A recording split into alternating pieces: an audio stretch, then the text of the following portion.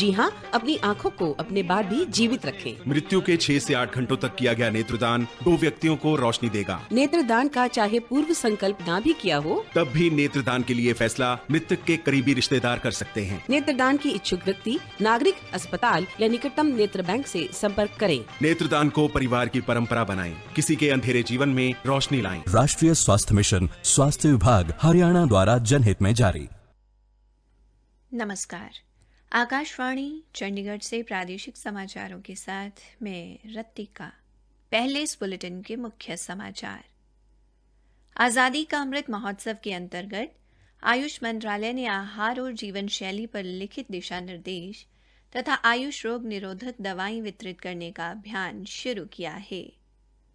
हरियाणा में विद्यार्थियों को गुणवत्ता परक शिक्षा प्रदान करने के उद्देश्य से बनाए गए मॉडल संस्कृति विद्यालयों में परिवार पहचान पत्र के अंतर्गत सत्यापित अति गरीब परिवारों के बच्चों को मुफ्त शिक्षा मिलेगी। उप मुख्यमंत्री दुष्यंत चौटाला ने कहा है कि वर्तमान वित्त वर्ष के अंत तक राज्य में कुल 500 डिपुओं व उचित मूल्य की दुकानों को ग्राहक सेवा केंद्र में बदला जाएगा।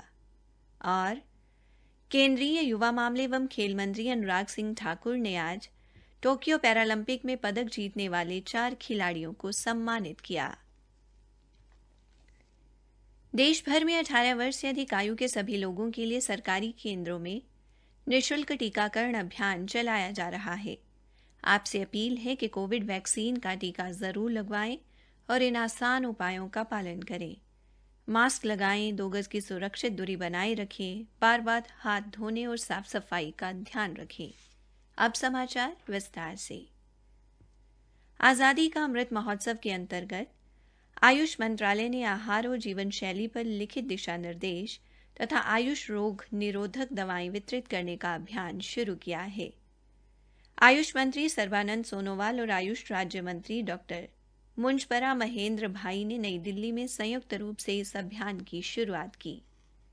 अगले 1 वर्ष में 60 या इससे अधिक आयु के लोगों तथा अग्रिम पंक्ति के कार्यकर्ताओं पर विशेष ध्यान देते हुए देश भर में 75 लाख लोगों को कोविड संक्रमण से निपटने के दिशा निर्देश तथा रोग प्रतिरोधी दवाएं वितरित की जाएंगी। कोविड-19 के लिए आयुर्वेदिक रोग निवारण किट में गिलोय, घनवटी और अश्वगंधा घनवटी शामिल हैं।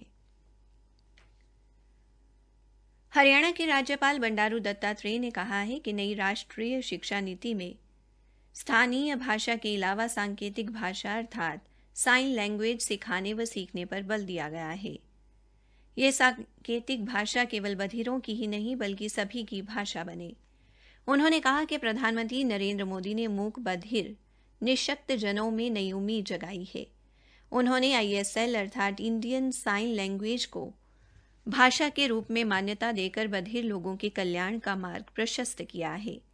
उन्होंने कहा कि केंद्र सरकार द्वारा दिव्यांगजनों के हितों का ध्यान रखते हुए कई कल्याणकारी योजनाएं शुरू की गई हैं, जिनके तहत उन्हें कौशल विकास में प्रशिक्षण देने के साथ साथ सूक्ष्म ऋण योजना के में लाभ दिलवाया जा रहा है। इसके अलावा नौकरियों में दिव्यांगजनों को दिए जाने वाले आरक्षण को भी 3% से बढ़ाकर 4% किया गया है और उन्हें पेंशन भी दी जा रही है।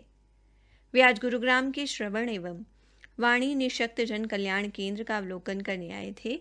इस दौरान उन्होंने इस केंद्र में 2 परियोजनाओं, बहुउद्देशीय हॉल तथा प्रथम तलीय स्कूल विंग का उद्घाटन तथा नींव आधार भवन का शिलान्यास किया। राज्य सरकार व केंद्र सरकार की निशक्त जनों के लिए बनाई गई योजनाओं का उल्लेख करते हुए राज्यपाल ने कहा कि हरियाणा सरकार ने केंद्र सरकार की योजनाओं को प्रदेश में बेहतर तरीके से लागू किया है।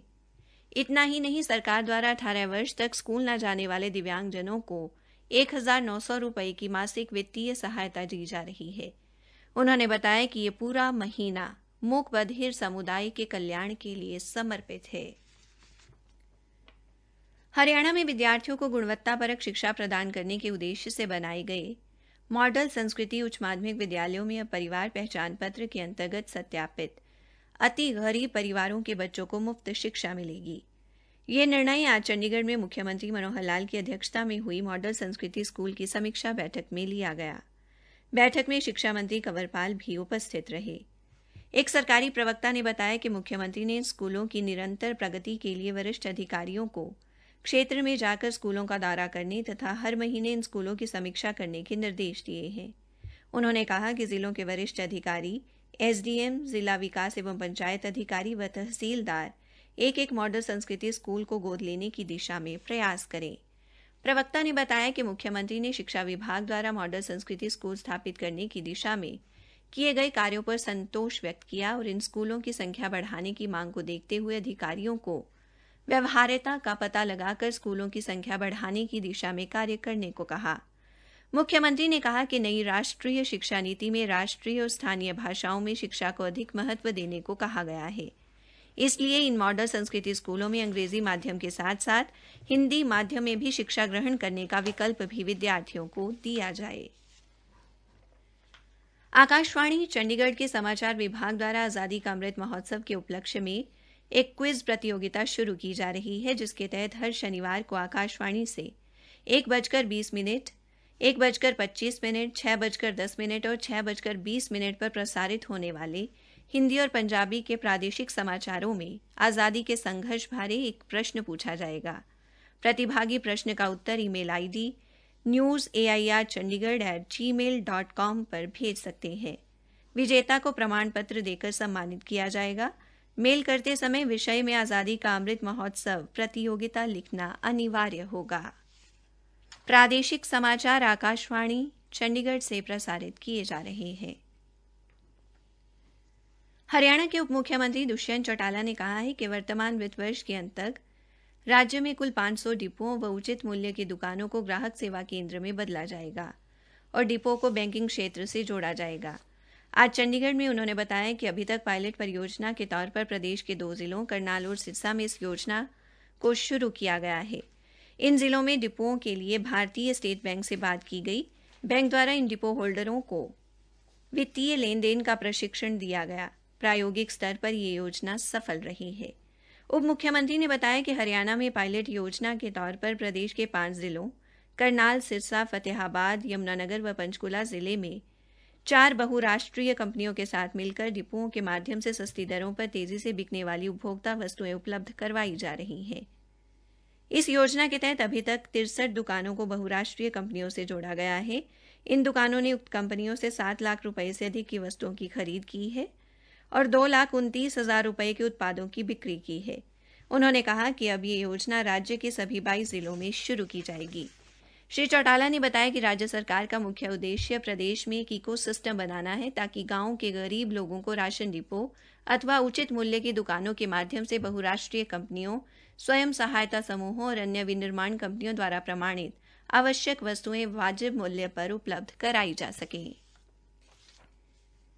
केंद्रीय खेल मंत्री अनुराग सिंह ठाकुर ने आज टोक्यो पैरालंपिक में पदक जीतने वाले 4 खिलाड़ियों सुमित अंतिल, देवेंद्र झंझरिया, योगेश कथुनिया और शरद कुमार को सम्मानित किया। नई दिल्ली में आयोजित एक समारोह में श्री ठाकुर ने इन पैरालंपियन की सराहना करते हुए कहा कि उन्होंने अपने शानदार प्रदर्शन से देश को गौरवान्वित किया है। उन्होंने कहा कि सरकार ने हर संभव सहायता प्रदान की है। उन्होंने विश्वास व्यक्त किया कि टारगेट ओलंपिक पोडियम योजना जारी रहेगी तथा भविष्य में इसे और मजबूत किया जाएगा। हरियाणा के पलवल जिले में होडल से चंडीगढ़ तक सीधी बस सेवा शुरू की गई है। हरियाणा भूमि सुधार एवं विकास निगम के अध्यक्ष एवं विधायक जगदीश नायर ने आज होडल में इस बस को हरी झंडी दिखाकर रवाना किया। इस अवसर पर उन्होंने कहा कि आज होडल उपमंडल क्षेत्रवासियों की काफी पुरानी मांग पूरी हो गई है। यह बस होडल बस अड्डे से प्रातः 5 बजे चलेगी और उसी दिन शाम 7 बजे के करीब वापस होडल बस अड्डे पर पहुंचेगी। फरीदाबाद में 27 से 29 अगस्त तक हुई एथलेटिक्स प्रतियोगिता में पदक लेकर लौटे खिलाड़ियों के सम्मान में आज भिवानी के स्टेडियम में एक समारोह आयोजित किया गया। खिलाड़ियों के सम्मान समारोह के दौरान भिवानी के जिला खेल अधिकारी प्रीतम सिंह ने कहा कि भिवानी के खिलाड़ियों का खेलों में राष्ट्रीय व अंतर्राष्ट्रीय स्तर पर हमेशा से ही बेहतरीन प्रदर्शन रहा है। अंत में मुख्य समाचार एक बार फिर। आज़ादी का अमृत महोत्सव के अंतर्गत आयुष मंत्रालय ने आहार और जीवन शैली पर लिखित दिशा निर्देश तथा आयुष रोग निरोधक दवाएं वितरित करने का अभियान शुरू किया है। उप मुख्यमंत्री दुष्यंत चौटाला ने कहा कि वर्तमान वित्त वर्ष के अंत तक राज्य में कुल 500 डिपोओं व उचित मूल्य के दुकानों को ग्राहक सेवा केंद्र में बदला जाएगा। इसी के साथ प्रादेशिक समाचार समाप्त हुए।